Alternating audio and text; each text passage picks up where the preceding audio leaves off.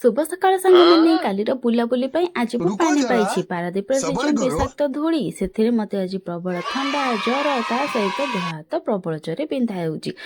भी सकाळ उठी भात डाली जह्नी आलू भजा सकाल सकाल सारी देती आ खाई पी सारा पर समस्ते जाइलु आमर कम को कौन ये कम जाऊँगी आपण मैंने कमेंट कहतु जेहेतु देह भल ना खराबेल रोसे कर बापा आ मो स्वामी खाइबे बोली माछ तरकारी आम सादा नहीं आसते होटेल